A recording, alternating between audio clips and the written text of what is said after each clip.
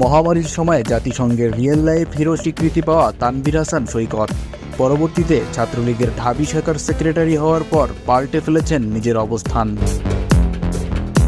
অভিযোগ রয়েছে বর্তমানে তার একাধিক বহিরাগত অনুসারী নিয়ে হলে অবস্থান করছেন তিনি, এমনকি তার ব্যক্তিগত গাড়ির ড্রাইভারকেও রেখেছেন হলে তার পাশের রুমে।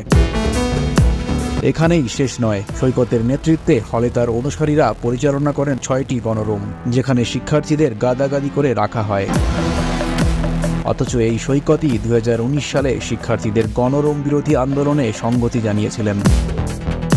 নেতা হওয়ার পূর্বে ক্যাম্পাসে একটি বাইক নিয়ে ঘুরতে দেখা যেত সৈকতকে, কিন্তু নেতা হওয়ার পর প্রায় সময় টয়োটা এক্সিও 2016 মডেলের একটি গাড়িতে চলাফেরা করেন তিনি।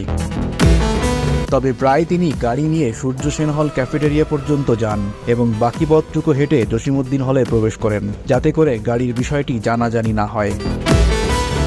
বিষয়টি নিয়ে বাংলাদেশ রোড ট্রান্সপোর্ট অথরিটির সাথে যোগাযোগ করা হলে গাড়ির মালিকানায় তানভীর হাসান সৈকতের নাম পাওয়া যায়। সেখানে গুলশানের একটি বাসার ঠিকানাও ব্যবহার করা হয়েছে।